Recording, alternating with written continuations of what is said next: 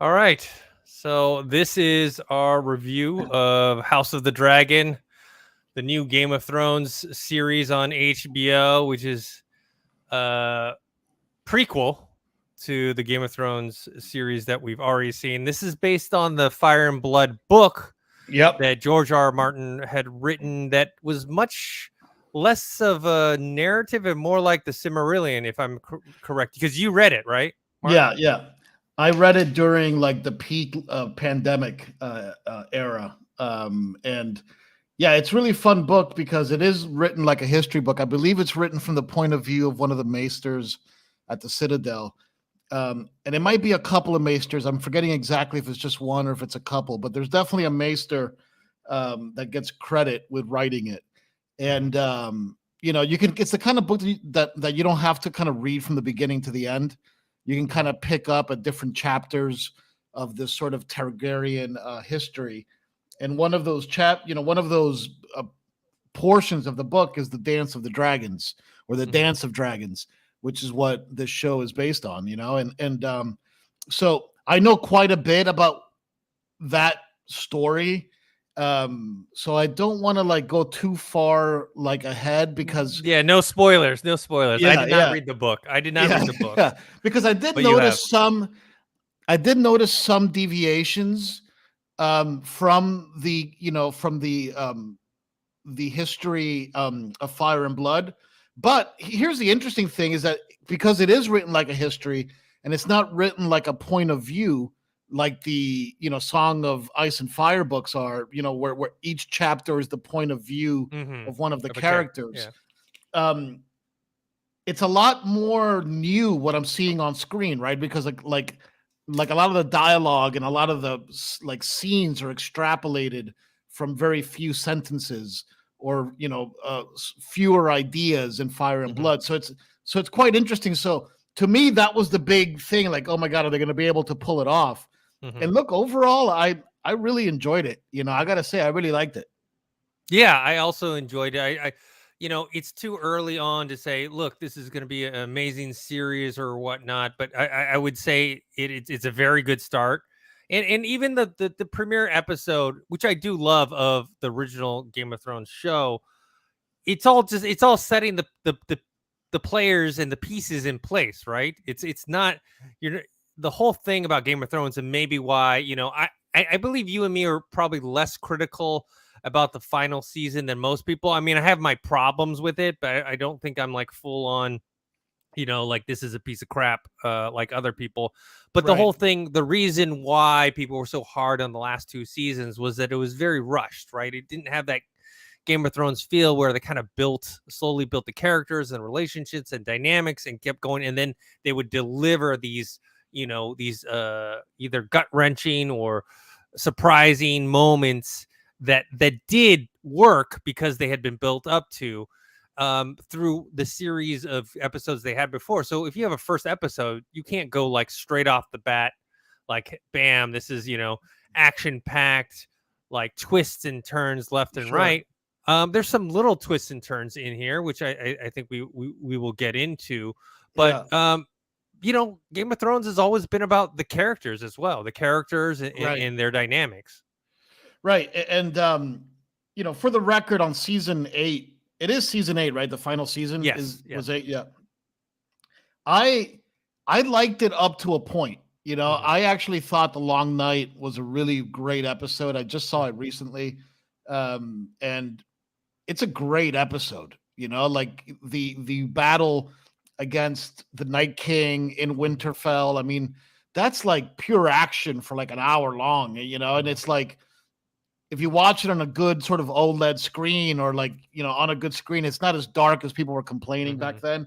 To me, it's when Danny kind of gets jealous of Jon Snow that things start falling apart and they Hmm. fall apart too quick. To me, there's a certain point in season 8 where it just kind of, Hmm. they rushed like 3 seasons worth into like 2 episodes Hmm. and it was just like not fulfilling enough, not set up properly. But anyway, Game of Thrones aside, I actually kind of very much enjoyed how they set up, the important pieces, like piece number one, and a little callback maybe to like Lord of the Rings, but I love the kind of prologue, setup, where they're talking about the commission at Harrenhal. I'm probably saying that wrong, but which is like this summer home that the Targaryens have, which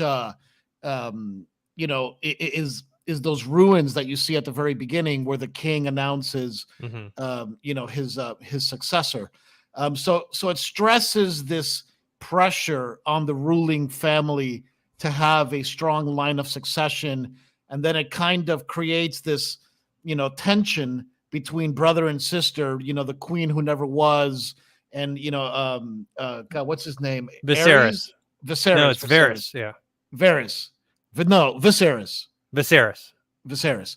Kind of sets up that little tension there, and like I love the prologue, and then the introduction of Rhaenyra. These names, Rhaenyra. Yeah. They're all very similar, and then they also remember there was Viserys in the original Game of Thrones series, right, which was Daenerys's older brother that was supposed to be king, but he's also named after this Viserys, who is Viserys the First. Right.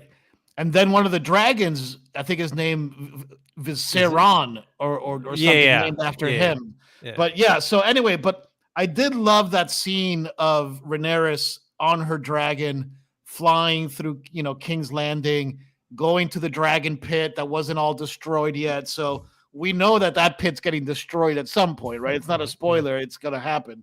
All that stuff was really cool, man. And look, my favorite character in the entire Fire and Blood book that I read was Daemon Targaryen. And I'm so stoked that they picked Matt Smith, because so far he's been great in every single scene that we've seen him in. Yeah, he seems like he was born to be in Game of Thrones. He's like one of those actors. He's kind of one of those actors because, right, they had a lot of British actors come into the Game of Thrones series through the whole 8 seasons, which now you'll see a lot of those actors in other movies and television shows. And Matt Smith is one where you're like, how did he not get in there? And then now you see him in this, and he totally shines as Prince Daemon, and he's kind of the antagonist of this series. And, at the very end, they set up how he is going to be going up against, Rhaenyra, who is now named, the successor to Viserys, which is, kind of a bookend to the beginning of the episode where you had what you're talking about, the last king, who also 2 sons had passed on. And so he did not have kind of a very linear successor. So they had that whole council thing. And now at the end, it was Viserys choosing to switch from Daemon, who was named the successor, to Rhaenyra, and now this power struggle is going to come about between, even besides Daemon, you see Otto Hightower, who's Hand of the King, and sending his daughter. Well, I thought he was great. I thought he was I thought he was I thought he was the real antagonist, because, and this is where me reading the book is like, we're on touchy subject here. Yeah. Because of what you mentioned about Daemon, anyway, there's stuff that I like I don't even want to conjecture, because I'll use the book to influence my guesses on the story. And, this has never really happened to me too much with Game of Thrones, right? I never really knew what was going to happen, right? But yeah, Otto Hightower was brilliant, and his daughter, and the way that he plays his daughter as an offering, to the king, to console him. It's all comfort him. Doesn't, he doesn't even think twice about it. Yeah. And then I thought that was a great little detail. We're jumping all over the place here, but I thought that was a great little detail of the king sort of carving this little model maquette of Dragonstone, where the prince, is supposed to live until he takes, the throne, which is also where Stannis, ends up, lived, and even though he wasn't the heir, right? Because, but anyway, I thought that was a good touch of him it kind of shows that he's not really like a warrior. Like Damon is a warrior. He Yeah. lives for the fight. Where like, Viserys seems more comfortable like being an artist and like carving this little house, Mhm. of Dragonstone and like his little toys, like that he's not it doesn't seem like he's really fit to be the king or even wanted to be the king. But all that being said, that last season, I'm sorry, that last scene in front of Balerion the Dread, where Mhm. he kind of gives, the secret of the ruler and passes it down to his daughter, I thought was powerful. Now, I now dug let me it. ask you, because without spoiling anything, Yeah. is that retconned into this series? Basically, he's talking about what happens in the original Game of Thrones series that we've already seen and finished, and he's saying like this supposed kind of prophecy, Right. and why there has to be a Targaryen on the Iron Throne. I'm assuming that's retcon, right? That's not in No, the no, Fire and no. Blood book. So the fact that it's the same dagger, like you notice Uh-huh. that he has the dagger that supposedly Brandon was supposed to be killed with, and that Hmm. Arya ends up with, and eventually kills the Night King, right? So like it's Yeah. this crazy foreshadowing of him. I think that's the same dagger. I mean, it looks like the same dagger, but the prophecy that he's talking about is the prophecy of the king of the prince who was promised, which is like the essence of the entire Game of Thrones thing. Like that prophecy is at the center of of everything. Real quick, want to say shout out to Tircon, who's on the live chat right now. He says, "What would you guys rate it out of 1 out of 10 out of for Mm. premiere episode?" I would give it an 8. But Like I what's a mentioned before, 10? What's a 10 10? is Like the a. finale of Breaking Bad is a 10? I mean, there's certain like to me like Battle of the Bastards is like a 10 for me. Yes, Battle of the Bastards is a definite 10. There's no doubt So about that. to me this is like an 8. And like I Okay. mentioned That's before, high. That's high. yeah, like I mentioned before, a premiere episode, it's very hard to get a 10 on a premiere episode, right? Like, because there's so much stuff you have to establish. I mean, only towards the end of the episode, after that hour long, did I kind of figure out, okay, who's who. When Lady Allison comes in, I didn't know exactly what her place was and her relationships with all these other people. Um, until later on, I was like, oh, okay, that's Otto Hightower, who is Hand of the King, because they don't really tell you all that stuff until you kind of figure it out. Okay, that's his daughter, and now she's best friends with Rhaenyra. So Right, right.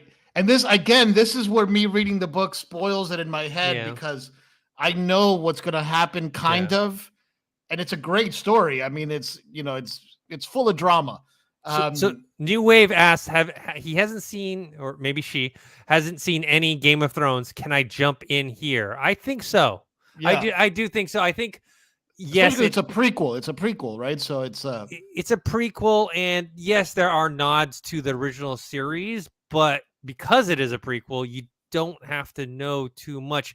Watching the original series does help you get familiar with the world, right? Like when they drop off names like what you mentioned, like Dragonstone or the Veil, all those right, things we had to learn in the original series that you know, if you never had watched the series before, you'd be like, what's the Veil and what's Dragonstone and what's old Valyria? And there's right. certain things, but you can pick up on it. I would say that watching it without having seen the whole 8 seasons of the original, I think you for the most part you'll be okay. You probably just would have to rewatch episodes. I don't know about you, but like when I watched the original Game of Thrones series, I would watch episodes at least twice, Right. and that's twice. I'm not talking about like of all time. I'm talking about twice in that same week, before 2 to 3 times before the next episode Right, would right. To sort of air. just get everything in your head. Yeah, because there's so much information. This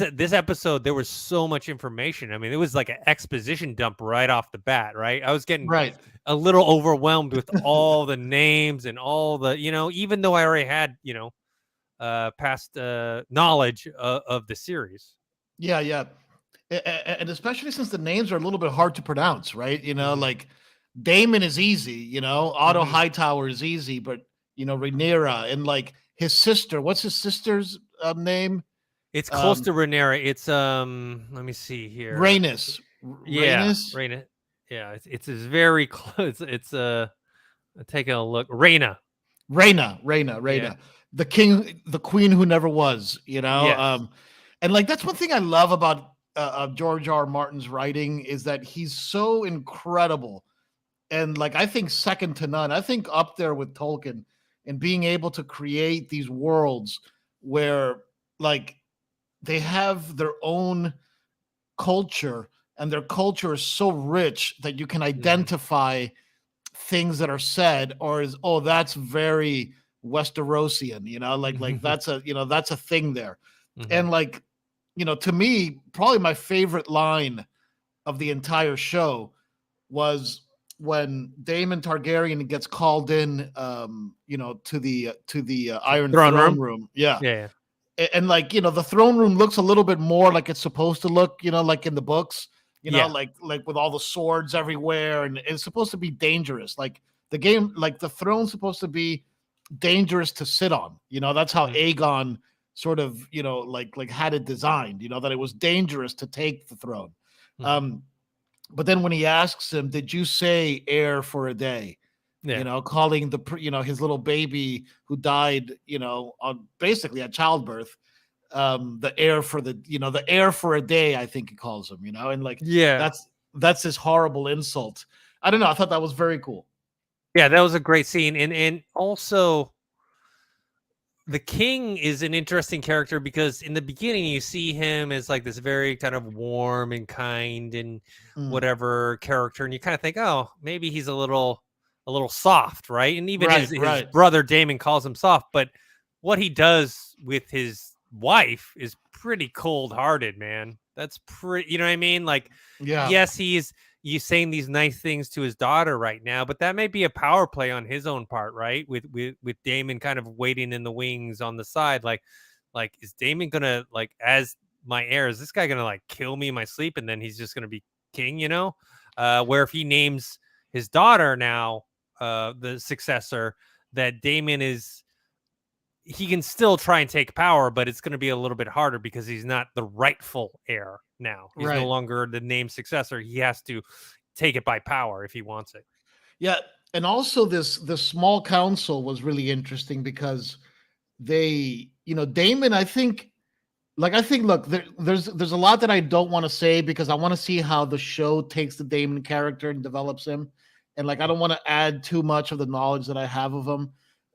But the small council was definitely at odds with each other. Hmm. The the sea snake, which is the character, who's married, to Reina, Hmm. is like, he's like this very famous pirate, and like he's the richest man in Westeros, Hmm. like, basically, he's like kind of like Tywin Lannister, back, like in the like in the other show. Yeah.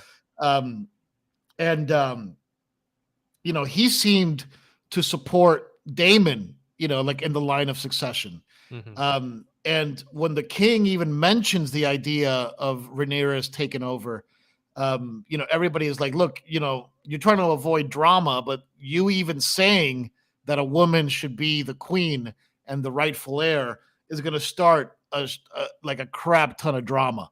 Hmm. Um, and that's why that final scene I thought was so powerful, like the king standing there or sitting on this iron throne with his sword at hand, having all of the noble lords like pledge their allegiance to his daughter, Yeah, it was Yes. good. It was good.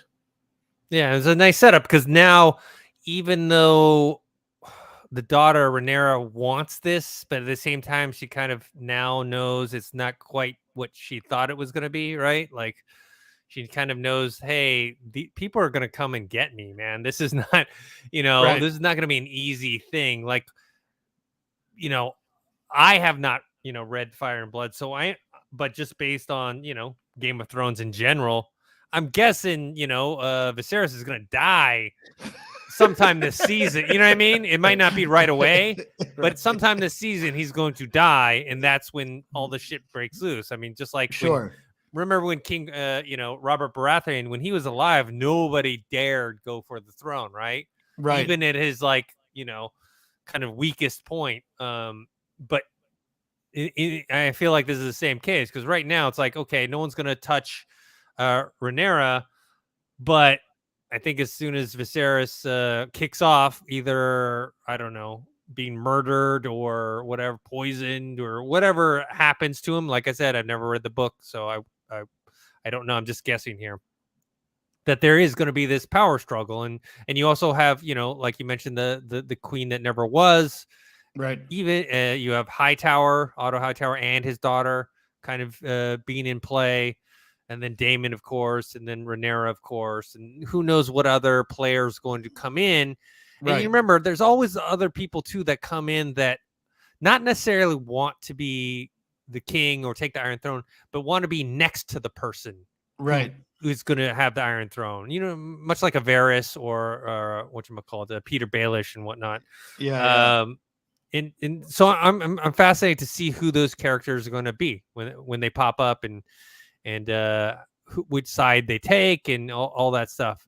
How did you feel about because the one big difference, obviously, between this and the original Game of Thrones was that this is mainly about the Targaryens. They're not all Targaryens. There's there's other different houses there, right? We saw a brief appearance by the Starks, the Baratheons, or whatever, but really it's about the Targaryens. It's focused in King's Landing, and it's very focused on that and that power struggle. Where Game of Thrones was like, okay, there's all different houses and different characters and different kind of plot lines.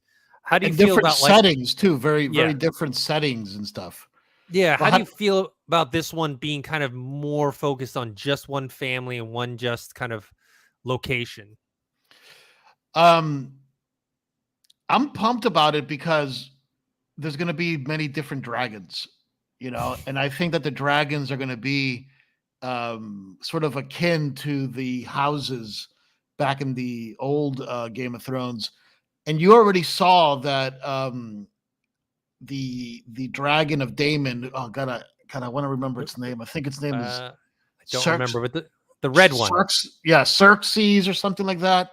Mm-hmm. It's something like that. Anyway, you can already see that dragon, like you said, it's red, right? And Rhaenyra's dragon was like yellow, and like their faces are different, and Daemon's dragon seemed to have like a tail fin, like he seemed to have like little wings, like in the back legs, which I haven't seen before. So like I think there's going to be some real personality, to the dragons, like the dragon that like cremated, like Rhaenyra's mom, seems like a very different dragon than the one that Daemon flies, and like, because even like Rhaenyra's dragon, the keepers of of the dragon pit were able to sort of corral it inside. Where this other dragon that Daemon's riding, I don't think anyone's going to be able to control that thing, So it's good, there's going to be it's going to be different, than Game of Thrones, but it's going to be heavy on the Targaryens. I think that people need to sort of prepare themselves for that. There's going to be a lot of white hair in this. Oh, Viserys has a great line when he's talking to his daughter, and he's telling her, "This is an illusion. It's an illusion that Targaryens control the dragons. They don't really control the dragons. And because of this illusion, this is how they can control Westeros, basically. And this is how they rule, because they have some sort of control of the dragons, but it's not like a, full on like, hey, they do every single thing we want them to do, They can go, I'm pretty sure they can go rogue. But because they have that illusion of this power over the dragons, that people just fear them and they're scared to do anything about it. Yeah, that scene with Viserys in front of Balerion, the Dread's skull was a very good scene. That was a very good scene. And to your point, it did seem like, hey, I know I'm going to get killed soon, so let me, let me dump as much info on you as possible. Let me put as much burden on your shoulders as possible, because I don't know how much longer I'm going to be on this show. Exactly. And let me do a little throwback or whatever nod to the original the original series, right? Right. So Yeah. basically you're doing all the preparation for that. Now, the one thing is, because it's a prequel, like many other prequels, right? Like Star Wars prequels and other prequels, the one thing that I guess is a little hard is like, you already know that Rhaenyra doesn't, become this queen that, that rule, you know what I mean? Like, you kind of already know that because of what happens in the series that's set in the future. So it's like, okay, what are they going to do though to kind of spice things up in terms of keeping your suspense, even though you kind of already know this kind of fact? Yeah. It's a great question, because back in the day when Game of Thrones came out, even though the books were already very, very popular, they were still kind of niche to that hardcore sort of fantasy crowd.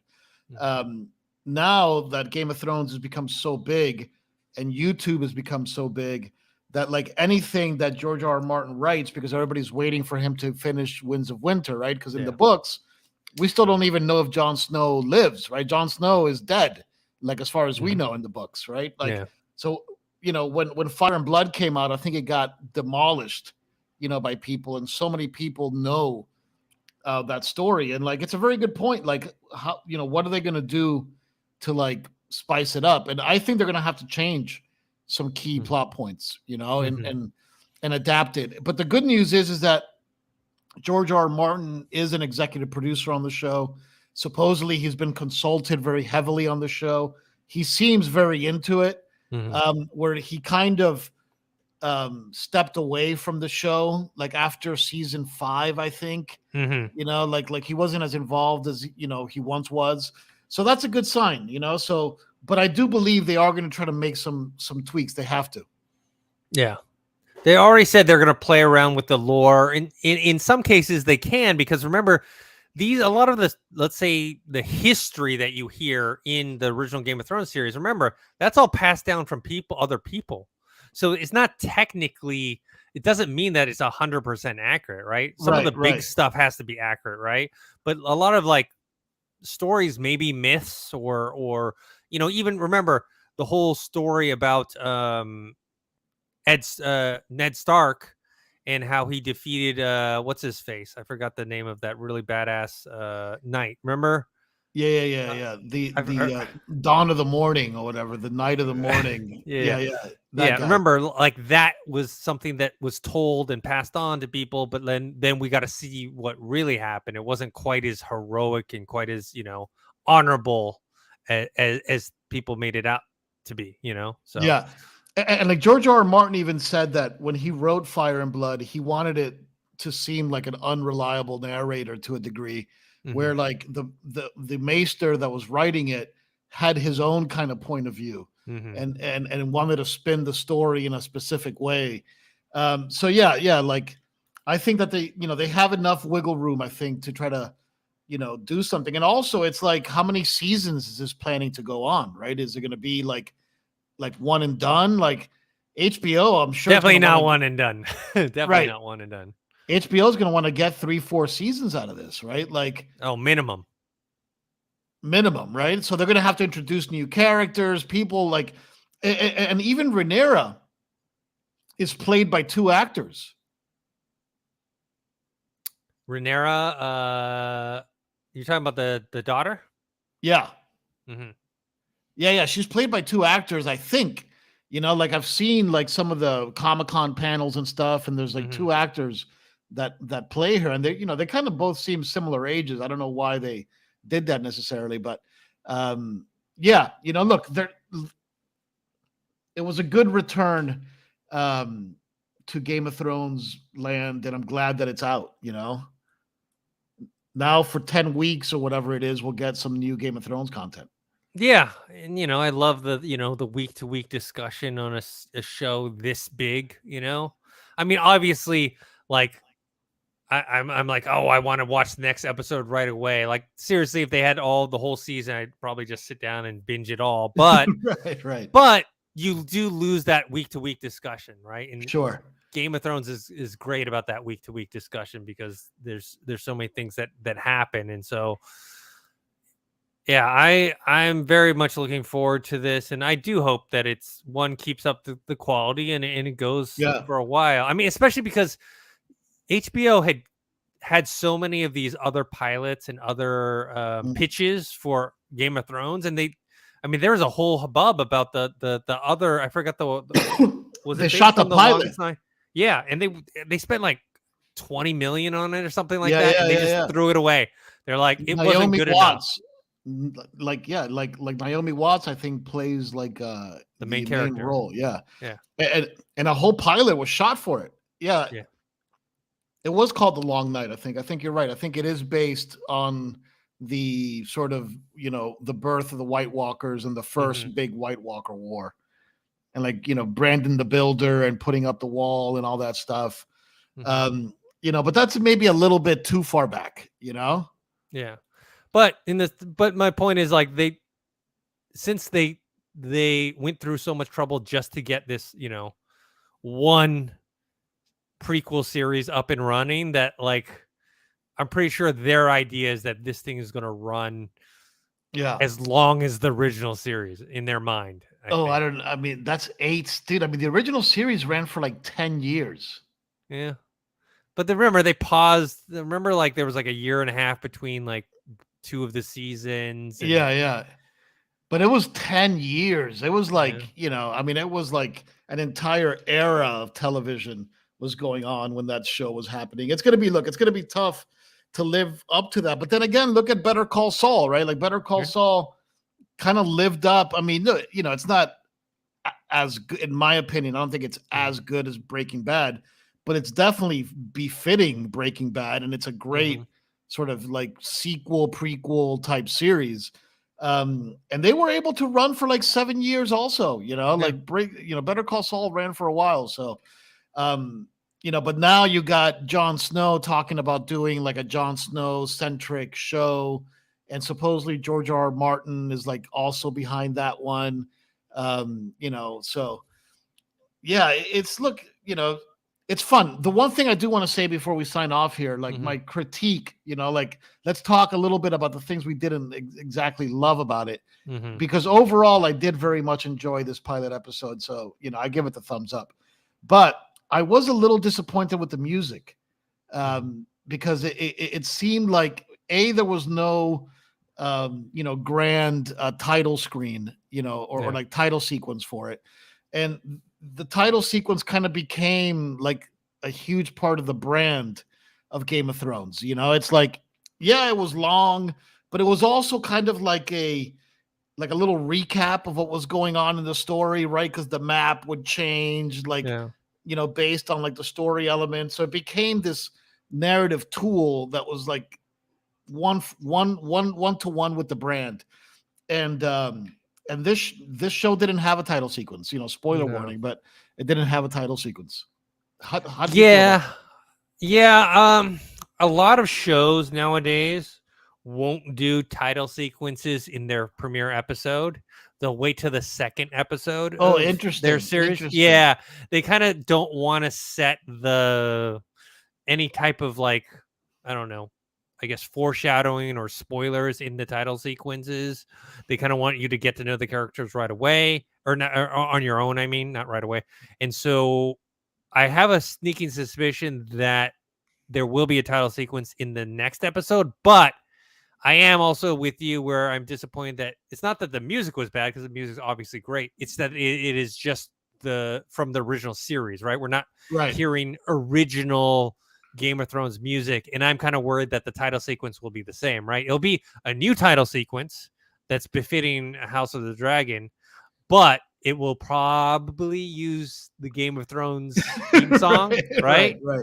I don't think there's gonna be a new one. It'll be tweaked probably a little bit, but I don't think it's gonna be like brand spanking new. Yeah. So look, it's a small critique because the music, like you said, was actually very good, but it didn't feel like there was a bunch of new themes. It was like the old themes kind of redone. And like not just the main theme, like even some of the other themes I heard in there. So anyway, that's that that's really my only knock. I thought that some scenes were, again, like some scenes were very dark, but then that's part of the vibe, right? Everything lit by fire and all that stuff. And um, but yeah, I thought the dragons looked great. I can't wait to Mhm. see more of the dragons in action. One thing we haven't really talked about that I thought was really cool was the jousting scene. This kind of um, this these games that the king throws, kind of cart before the horse, Yeah, to celebrate the definitely birth. carbon photos. Yeah, to celebrate the birth of like of his son. And then there's where you see the houses, and like you Hmm. see like Baratheon, and you see Hightower, and then you see the guy from Dorne, which is great, like for all us like Red Viper fans. The Hmm. guy from Dorne beats Damon. Yeah. And I thought Damon was going to stab him in the back. I thought it was going to be Hmm. one of those moments, but um, I'm glad he didn't. But yeah, that scene was cool with all the whispers going on, and that there was drama in the background, intercut with like Hmm. the birth. Yeah, that was good. It was a cool show. There's also another elephant in the room that we haven't talked about, which is Targaryens are known to have relations with their relations. Right. And there's a whole sequence with Rhaenyra, who's now named the successor, and Prince Daemon, who is her uncle, where he gives her that necklace. And there's much more kind of romantic overtones, which it's Right. kind of creepy to say because they're blood related. Right. But that's another factor that's going to go into this power struggle as we move forward, because they do have this thing going on. I think it may be more on Rhaenyra's side, where she Yeah. likes Yeah. Prince Daemon, and Daemon kind of just like feeds it a little, buys her the necklace and whatever and says stuff. But Right. he's kind of like, all over the place. He had Lady Allison like give her favor so that he would may be blessed with fortune winning the tournament or whatever. But Right, right, right. And also to stick it to Otto Hightower, right? Like to keep sort of Mhm, poking at Otto Hightower. And when he cuts the legs off the horse, and Hightower's kid, like mhm. they never revisited that, but I think he's okay. I think I Yeah, I think would he's assume lived, so. I, but yeah, yeah. I think Go ahead, I go think ahead. it would be a bit. Think it'd be a bigger deal if he did that. You know what I mean? I don't think it was something that even the hand of the king, to the king himself would keep, under wraps, or keep his emotions in check. I think he's probably just hurt, but he's fine. Yeah, You know, Damon did, kind of a cheating move to win that because he was frustrated. yeah, Um, the whole and then now Prince Damon has been sent away. Um, that scene where he rounds up all the criminals as the right. whatever the commander of the watch, like, Yeah, man, that was pretty brutal. yeah, All those yeah. people. Yeah, Damon's an interesting character. Damon's an interesting character, but one thing that I will say is that there's definitely a lot of Jamie Lannister in him. Hmm. He's that, he sort of fills that role, and I think that the show needs that kind of Jon Snow type character that you don't, that doesn't really have a lot going for him, but is somehow going to be the one that has like the biggest character arc. Hmm. And in this show, kind of going back to your question, is it too much Targaryen? Hmm. Because the Targaryens are all super blessed. They all have that Targaryen privilege. There isn't that Jon Snow kind of Hmm. go against the odds type character, that I'm seeing so far. No, Um, no. Right, because you have like definitely Rhaenyra seems to be the Daenerys, lead. and Right, it's right, supposed to be right. like Daenerys. Right, she's the lead. Yeah, Then you have Daemon is kind of like the wild card. yeah. Then you have Hightower and his whole games, but you know, and then you have the Queen who never was, right? So it's like it's a little bit confusing about how there isn't such a clear line between protagonist and antagonist, and maybe that's going to be part of the fun, is sort of seeing all that develop. Yeah, the one small scene that maybe taking more significance, and maybe I don't know if you can say anything about it because I don't know if it's going to be too spoilery, but we do see the king being treated for some sort of ailment, which I thought maybe at first was grayscale or something like that, Right, and right. so this perhaps is what leads to his demise. Maybe he isn't murdered and he dies of this whatever, either grayscale or whatever ailment that he has, and that leads to this power struggle, which I just assume right away that like as soon as he dies, It's going to be I a shit don't. show.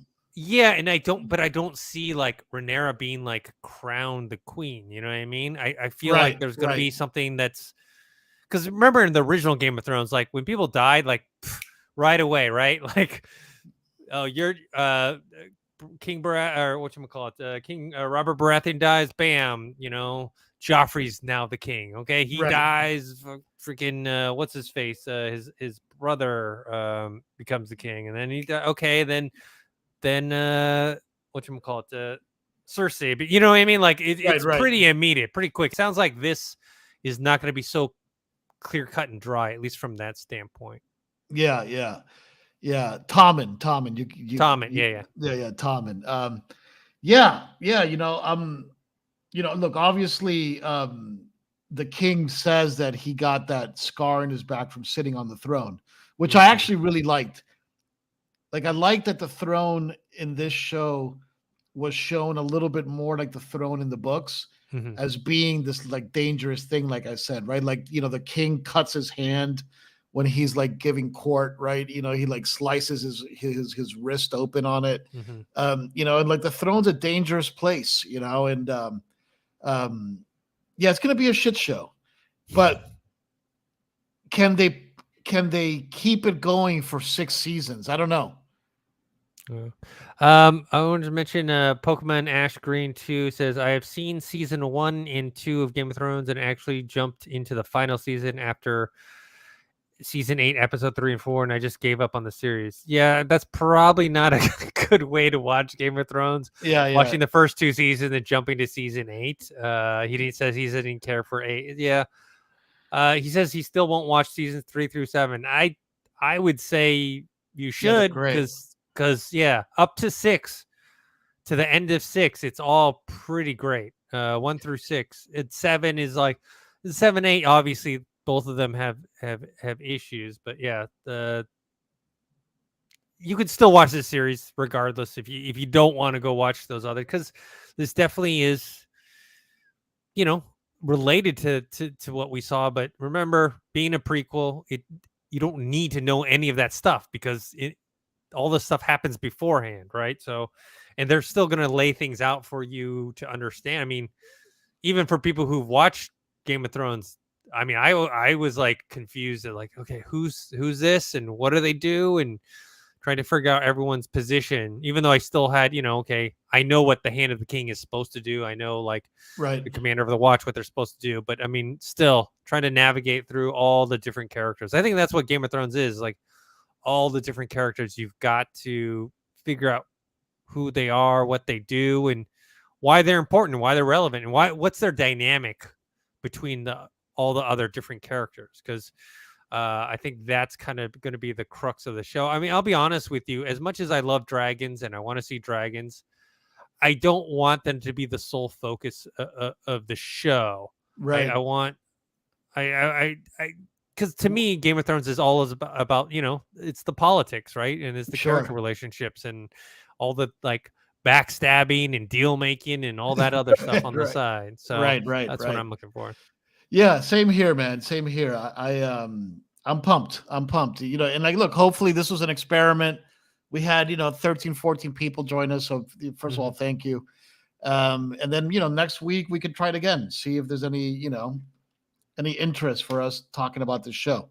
It's a little bit late, but I wanted to do it, after the show, but it's already midnight over here in the East Coast.